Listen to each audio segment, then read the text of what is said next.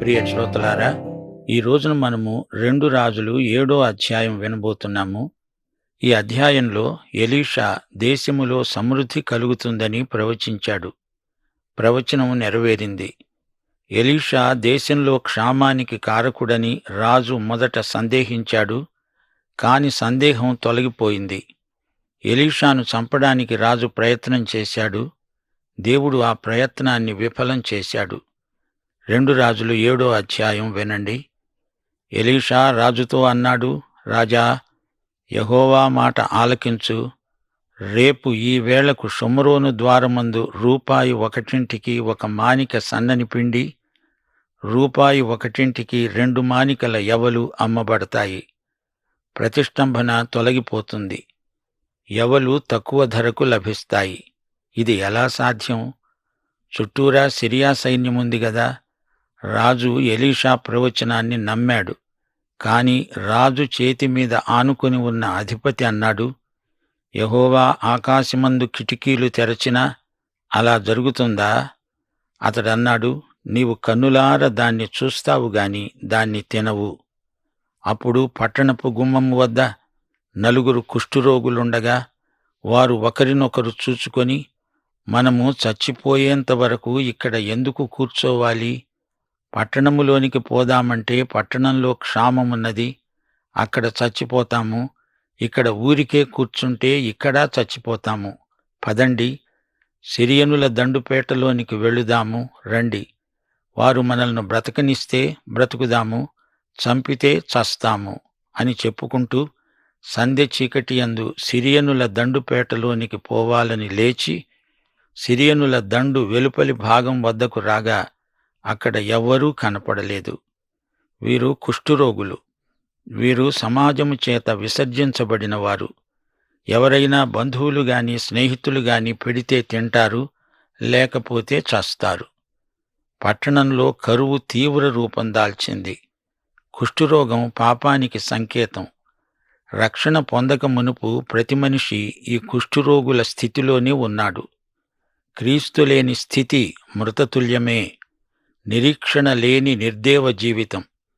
ఈ కుష్ఠురోగులు తెగించారు. అటైనా ఇటైనా వారికి ఒకటే. సిరియనుల శిబిరం దగ్గరికి వచ్చారు. అక్కడ అంతా నిర్మానుష్యంగా ఉంది. వారి సైన్యమంతా ఏమైనట్లు? 1,00,000 పైచిలుకు సైన్యం ఉండాలి గదా. యెహోవా రథముల ధ్వని, గుర్రముల ధ్వని సిరియనుల దండుకు వినపడేటట్లు చేశాడు. సిరియనులు ఒకరితో ఒకరు చెప్పుకున్నారు, మన మీదికి రావటానికి ఇశ్రాయేలు రాజు హిత్తీయ రాజులకు, ఈజిప్టు రాజులకు బత్తెమిచ్చాడు. వారు తమ ప్రాణాలు రక్షించుకుంటే చాలునని సంధ్య చీకట్లో ఉన్నది ఉన్నట్లుగా పేట విడిచి పారిపోయారు. తమ గుడారాలను, గుర్రాలను, గాడిదలను అన్నిటినీ విడిచిపెట్టిపోయారు. ఏమీ తీసుకుపోలేదు. ఏదో సైన్యం వచ్చి తమ మీద పడుతున్నట్లు వారికి అలికిడి అయింది. భయపడ్డారు. ఆ పారిపోవడమైన ఒక క్రమం లేదు. ఎవరికి వారే ప్రాణాలు దక్కించుకునేందుకు పలాయనం చిత్తగించారు. అది రాత్రివేళ. హడావిడిగా ఆదరాబాదరాగా పరిగెత్తుకుంటూ కాలికి బుద్ధి చెప్పారు. ఆ కుష్ఠురోగులు దండుపేట వెలుపటి భాగం వద్దకు వచ్చి ఒక గుడారము చొచ్చి భోజనపానములు చేసి అక్కడి నుండి వెండి బంగారాలను, బట్టలను ఎత్తుకొనిపోయి దాచిపెట్టి తిరిగి వచ్చి మరొక గుడారము చొచ్చి అక్కడి నుండి సొమ్ము ఎత్తుకొనిపోయి దాచిపెట్టుకున్నారు. ఆ రోజుల్లో యుద్ధ శిబిరాలలో ఎంతో భోజన సామగ్రి, తిండి పదార్థాలు గుడారాలలో నిలువ ఉంచుకునేవారు. వీరు సమరయ్యను ముట్టడించారు. అది కొండమీది పట్టణం. అయితే ఇప్పుడు వారు భయభ్రాంతులై ఆ ఫలాన పారిపోయారు. సిరియనులు వెళ్ళిపోయాక ఈ కుష్ఠురోగులు వారి శిబిరంలో ప్రవేశించారు. బాగా సుష్టుగా తినగలిగినంత కడుపు నిండా తిన్నారు. ఎంతో బంగారాన్ని, వెండిని పోగు చేసుకొని దాచిపెట్టుకున్నారు. వారు ఒకరితో ఒకరు చెప్పుకున్నారు, మనం చేస్తున్నది మంచి పని కాదు. నేటి దినము శుభవర్తమానము గల దినము. మనమెందుకు ఊరుకోవాలి? తెల్లవారే వరకు మనము ఇక్కడే ఉండిన ఎడల ఏదైనా అపాయము మనకు సంభవించవచ్చు. ఇప్పుడు ఈ కుష్టు సోదరుల ఉద్రేకం కొంచెం చల్లారింది. వారు ఆలోచించసాగారు. పట్టణంలో ప్రజలు కరువుతో మలమలమాడి చస్తున్నారు. మనము వెళ్లి వారికి ఈ శుభవార్త చెప్పాలి. ప్రియ శ్రోతలు, ఇందులో మనకు ఒక గొప్ప పాఠం లభిస్తున్నది. నీవు నేను ఈ వాక్యాన్ని వింటున్నాము, ఆనందిస్తున్నాము. ఈ వాక్యం లేని ప్రజలు ఎందరో ఉన్నారు. వారికి మనం చెప్పాలి గదా. వాక్యాహారము లేక ఆధ్యాత్మికంగా ఎందరో కరువుతో బాధపడుతున్నారు. అక్కరగల హృదయాలకు ఈ వాక్యాన్ని అందించాలి. అది మన కర్తవ్యం. ధనం సంపాదించగలవారున్నారు. దానితో వారు ఆత్మలను కూడా సంపాదించగలిగితే ఎంత మేలు. ప్రతి ఒక్కడూ శ్రద్ధగా ఈ పని చేసి తీరాలి. తప్పించుకునే ప్రసక్తే లేదు. ఈ కుష్ఠరోగులు వెళ్లి రాజుకు ఈ వార్త అందించారు. ఇశ్రాయేలు ప్రజలు సిరియనుల గుడారంలోకి జొరబడ్డారు. కొన్ని వేల మంది సైనికులకు సరిపోయేటంత ఆహారం అక్కడ వారికి లభించింది. సమరయ్యలో భోజన పదార్థాలు సర్వసమృద్ధి. భలే చౌక. ఇప్పుడు గాడిద తలతో పావురపు రెట్టలతో పనేలేదు. ఎలీషా ప్రవచనం అక్షరాలా నెరవేరింది. కుష్ఠరోగుల సాక్ష్యం విని దాన్ని తనిఖీ చేయడానికి 5 యోధులను పంపారు. వారు యొర్దాను వరకు పోయి చూస్తే పారిపోతూ సిరియనులు పారవేసుకున్న వస్త్రాలు, సామాను దారి పొడుగునా పడి ఉన్నాయి. జనులు వచ్చి దండుపేటను దోచుకున్నారు. ద్వారమందు జనం తొక్కిడికి ద్వారపాలకుడు చచ్చాడు. ఎందుకనగా దైవజనుడు అన్నాడు, నీవు కన్నులారా చూస్తావు గాని దానిని తినవు. ప్రవక్త ప్రవచనమే తూచా తప్పకుండా నెరవేరింది. ఇదంతా జరిగినప్పుడు ఇశ్రాయేలు రాజు యెహోరాము. సోదరీ సోదరులారా, 4 కుష్ఠరోగుల కథ అత్యాశ్చర్యకరమైనది. వీరు ఆకలికి తట్టుకోలేక తెగించారు. చివరికి వీరే పట్టణాన్ని బతికించిన వారయ్యారు. కుష్ఠరోగులేమిటి, పట్టణాన్ని నాశనం నుండి తప్పించడమేమిటి? శత్రువుల గుడారమంతా నిర్మానుష్యమైనట్లు వారు కనుగొన్నారు. ఇక్కడ ఆహారమున్నదనే వార్త క్షామబాధితులకు అందించింది ఈ 4 కుష్ఠరోగులు. దేవునికి స్తోత్రం. సువార్తను అనుమానించి విమర్శించిన అధిపతి విషాదకరమైన మరణానికి గురి అయ్యాడు. యేసు ప్రభువునందే రక్షణ అనే శుభవార్తను సర్వత్రా మనం ప్రకటించాలి, తప్పదు. ఇప్పుడు మనం 8వ అధ్యాయానికి వస్తున్నాము. ఈ అధ్యాయంలో దుర్మార్గులకు రాబోయే తీర్పు ఎంత తీవ్రమైనదో చూపబడింది. ఇశ్రాయేలు ప్రజలు దేవుని విమోచనాత్మక కృపను మరచిపోయి మళ్లీ పాపం చేశారు. ఇది ఎంతైనా శోచనీయం. తిరిగి కరువు కాటకాలు రావడం జరిగింది. 2 రాజులు 8వ అధ్యాయం 1-2 వచనాలు. ఒకనాడు ఎలీషా తాను బ్రతికించిన బిడ్డకు తల్లి అయిన ఆమెను పిలిచి అన్నాడు, యెహోవా క్షామకాలము రప్పించబోతున్నాడు. 7 సంవత్సరాలు దేశంలో క్షామం కలుగుతుంది. నీవు లే, నీవు నీ ఇంటివారు ఎక్కడ ఉండడం అనుకూలమో అక్కడికే వెళ్ళండి. ఆ స్త్రీ లేచి దైవజనుని మాట చొప్పున చేసి తన ఇంటివారిని తీసుకుని ఫిలిష్తీ దేశానికి వెళ్లి 7 సంవత్సరాలు అక్కడే నివాసమున్నది. కరువుకు భయపడి ప్రవక్త మాట చొప్పున ఆమె ఫిలిష్తీ ప్రాంతానికి వలసపోయింది. ఉత్తర దేశమైన ఇశ్రాయేలును దేవుడు కరువు చేత శిక్షిస్తున్నాడు. ఇది దేవుని తీర్పు.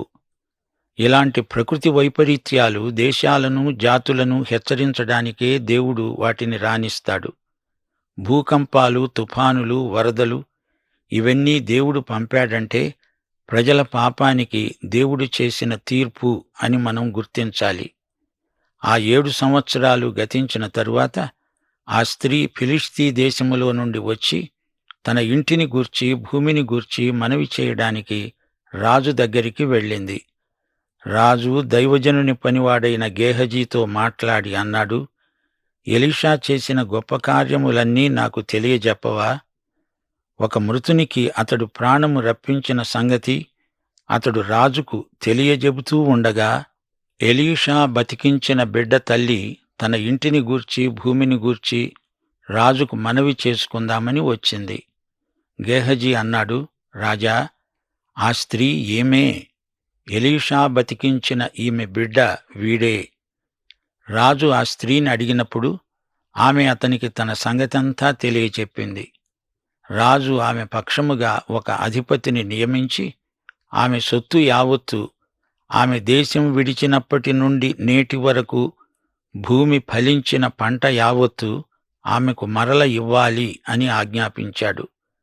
ఈమె స్వదేశానికి తిరిగి వచ్చినప్పుడు ఆమె భూమిని మరెవరో ఆక్రమించుకొని ఉన్నారు. సరిగ్గా అదే సమయంలో రాజు ఎలీషాను గురించి వాకబు చేస్తున్నాడు. ఎలీషా ఏ విధంగా షూనేమీయురాలి కొడుకును బతికించింది గేహజీ వివరించి చెబుతున్నాడు. రాజు వెంటనే ఆజ్ఞ జారీ చేసి ఆమె ఆస్తిని భూమి పంటను ఆమెకిప్పించాడు. ఇప్పుడు ఎలీషా హజాయేలు కుట్రను గురించి ప్రవచనం పలుకుతున్నాడు. ఎలీషా జీవితంలో మరో ప్రాముఖ్యమైన ఘటన. ఇంతకుముందు సిరియా రాజు ఎలీషాను పట్టుకోవాలని చంపాలని చూచాడు. అయితే అది విఫలమైంది. ఇప్పుడు సిరియా రాజు వృద్ధుడైపోయాడు. అతడు జబ్బుపడ్డాడు. ఎలీషా దమస్కుకు వచ్చాడు. రాజైన బెన్హదదు రోగి అయి ఉండి దైవజనుడు అక్కడికే వచ్చి ఉన్నట్లు విన్నాడు.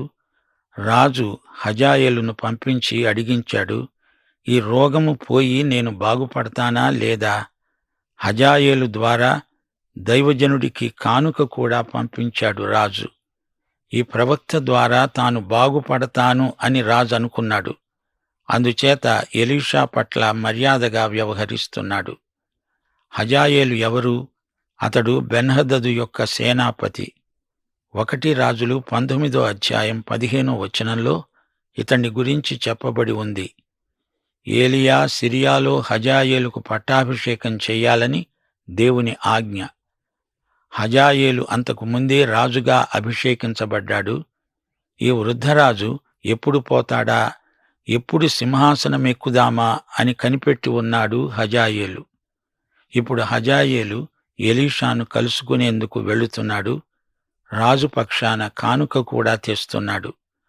హజాయేలు దమస్కులో ఉన్న మంచి వస్తువులన్నిటిలో 40 ఒంటెల మీద అంతా కానుకగా తీసుకొని ప్రవక్తను కలుసుకొని అతని ముందర నిలిచి రాజు మాటగా అన్నాడు, ఈ రోగం పోయి నేను బాగుపడతానా లేదా విచారణ చేసి చెప్పండి. ఎలీషా అన్నాడు, నీవతనికి చెప్పు, నిశ్చయముగా నీకు స్వస్థత కలుగవచ్చు, అయినప్పటికీ అవశ్యముగా నీకు మరణం సంభవిస్తుంది. యెహోవా నాకిది తెలియచేశాడు.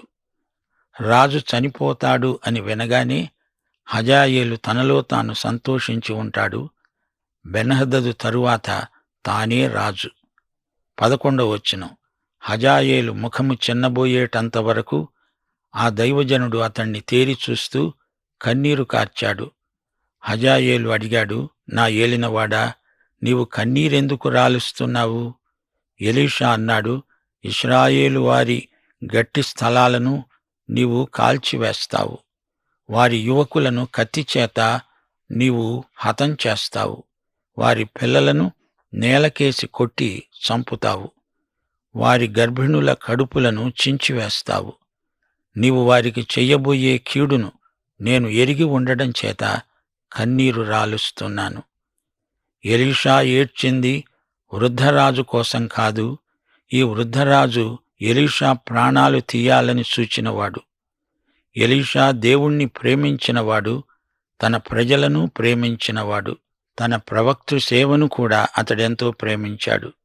బెన్హదదు చెడ్డవాడైతే హజాయేలు ఇశ్రాయేలు ప్రజలకు ఇంకా ఎక్కువ కీడు చేయగోరుతున్నాడు.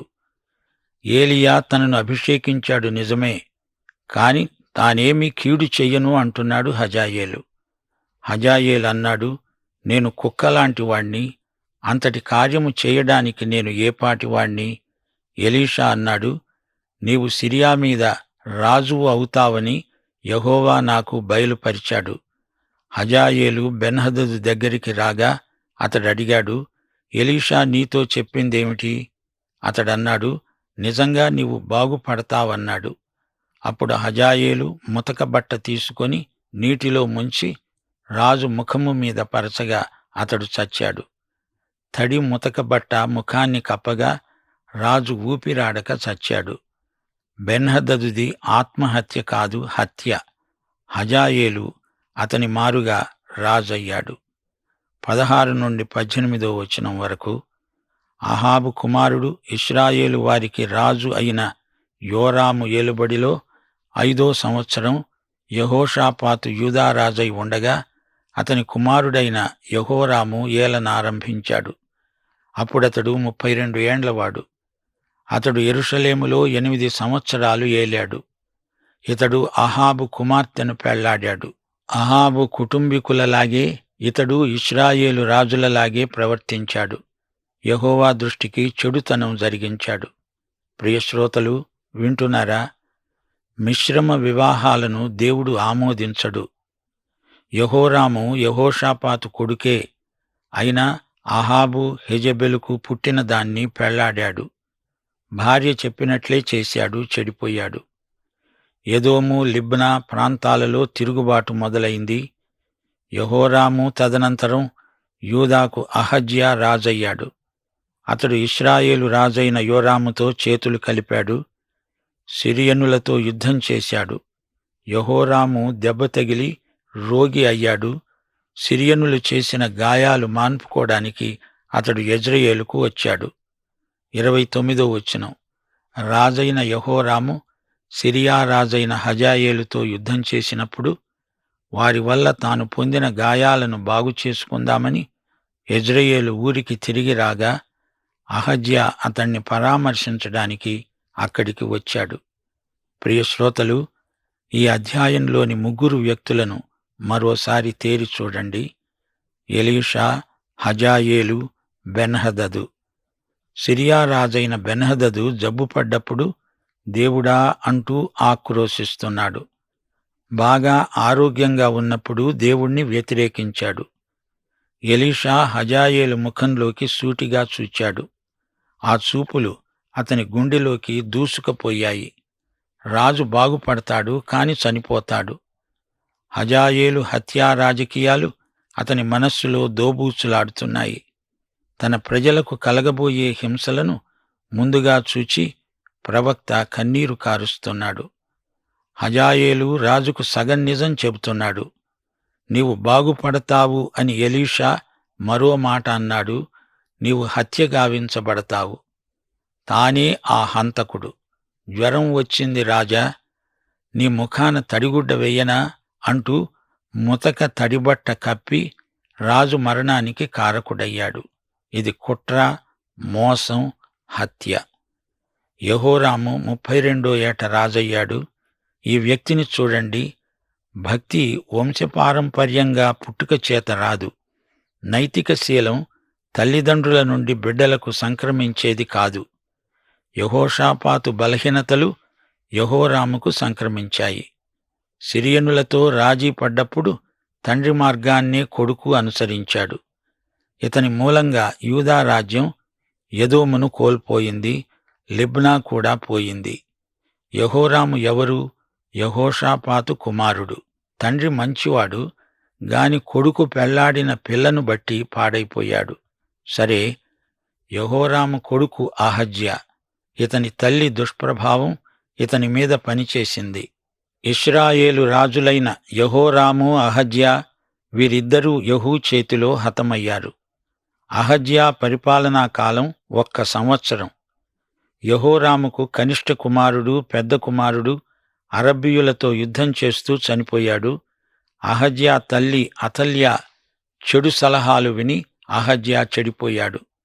తండ్రి కంటే కూడా తల్లి ప్రభావం పిల్లల మీద ఎక్కువగా పనిచేస్తుంది. దానికి అహజ్యా ప్రవర్తనే గొప్ప దృష్టాంతం. 2 రాజులు 19:28 దేవుని గాలము ఇలాంటి వారి ముక్కుకు తగిలించబడుతుంది. దేవుని కళ్ళెం వీరి నోటిలో పెట్టబడుతుంది. దేవుని తీర్పు తప్పదు. ముగింపులో మరో మాట. రాజుకు ఎలీషా ఎవరో తెలీదట. గేహజీని అడిగి తెలుసుకుంటున్నాడు. తన రాజ్యంలో ఉన్న దైవజనుడెవరో తనకే తెలీదు. అతడెలాంటి రాజు? దేవుణ్ణి మహిమపరచి దైవదాసులను ఘనపరిచే రాజులు ధన్యులు. సోదరీ సోదరులారా, ప్రియ శ్రోతలారా, చరిత్రలోని గాథలు మన ముందు ఉంచబడిన చిత్రపటాలు. ఇవన్నీ సంకేతాలు. ఇవి మనకు ఎన్నో పాఠాలు నేర్పుతాయి. చరిత్ర నేర్పే పాఠాలను నేటి సందర్భానికి మనం అనువదించుకోవాలి. స్వార్థాన్ని సాధ్యమైనంత వరకు తగ్గించుకొని పరార్థమై ఆలోచిస్తూ ఉండాలి. మాటల్లో చేతల్లో క్రీస్తు ప్రేమ ఉట్టిపడేటట్లు వ్యవహరించాలి. మనం ప్రేమించే వ్యక్తుల జీవితాలకు క్షేమాభివృద్ధి కలుగుతుంది. ఇదే దైవ సేవలోని పరమార్థం. ఆలోచన, ప్రార్థన, క్రమశిక్షణ దేవుని ప్రజలకు ఎంతో అవసరం. పాఠం సమాప్తం. రక్షకుడైన యేసు కృప, సృష్టికర్త అయిన తండ్రి ప్రేమ, సర్వసత్యములోనికి నడిపించే పరిశుద్ధాత్మ సహవాసము మనకందరికీ నిత్యత్వము వరకు తోడై ఉండునుగాక. ఆమేన్.